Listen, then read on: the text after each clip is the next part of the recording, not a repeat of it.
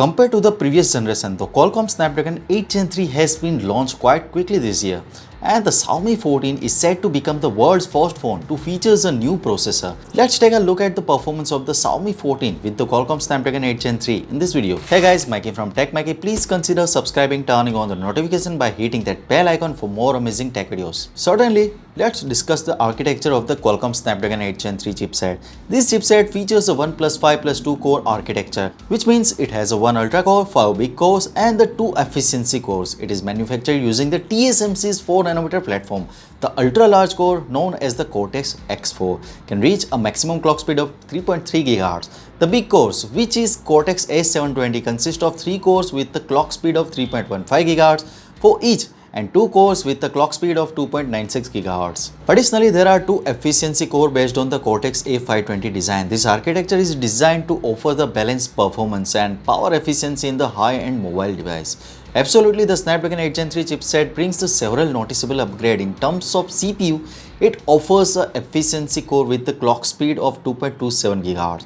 The GPU receives an upgrade to a Adreno 750, and there are a 20% improvement in the core size. One of the exciting enhancements in the support for the ray tracing and the mesh shading, which can significantly improve the graphical capabilities of the device using this chipset.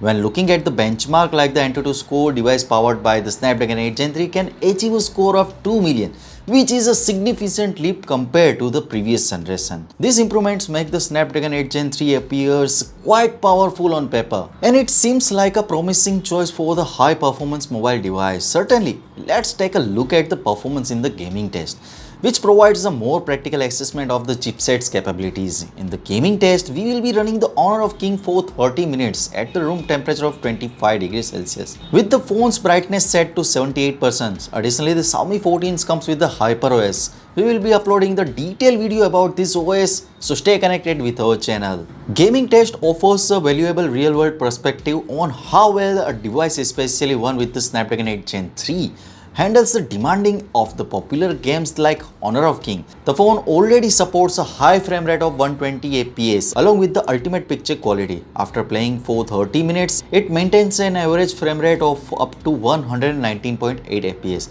with an average power consumption of 3.6 watt.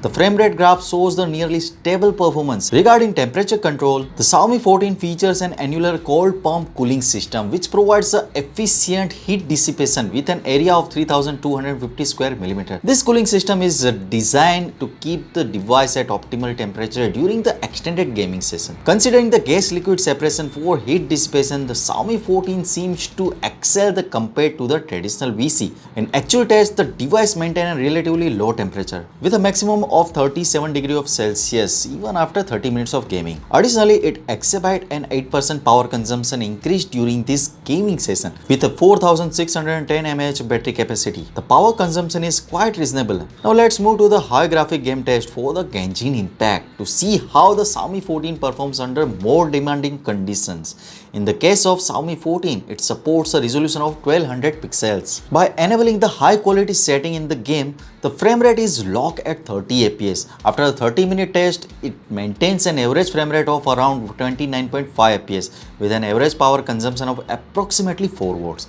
The battery consumption after the 30 minutes of gaming, it's about 11%, and the phone's temperature reaching is a maximum of 41 degrees Celsius. If you prefer a smoother experience, you can go to the game space and adjust the graphic quality to standard, and then you will be able to play Genshin Impact at 60 fps. This provides you with the flexibility to balance the graphic quality and performance according to your preference. The Xiaomi 14 achieves an average frame rate of up to 58.8 fps with an average power consumption of approximately 5.7 watts. If we compare to the previous of the Snapdragon 8 Gen 3 in the Xiaomi 14 with the Xiaomi 13 Pro. In the Xiaomi 13 Pro, the average frame rate reaches around 38 fps. And there are some variations in the power consumption as well. This comparison highlights the improved performance of the Xiaomi 14, especially in terms of frame rate, making it a compelling option for gamers.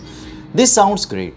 I have gained a rough impression of the performance of the Snapdragon 8 Gen 3, and I will also show the comparison with the Xiaomi 13 Pro, and I will upload the detailed review of the Xiaomi 14 soon, so stay connected with our channel. So what you guys think about it? Tell us your thought in the comment section below. If you have any questions, Also give this video a thumbs up and make sure to share it with your friends. Lastly, subscribe to our channel for more amazing tech videos. Well, me signing off. Thanks for watching. Have a great day and keep smiling, and I will see you in the next one.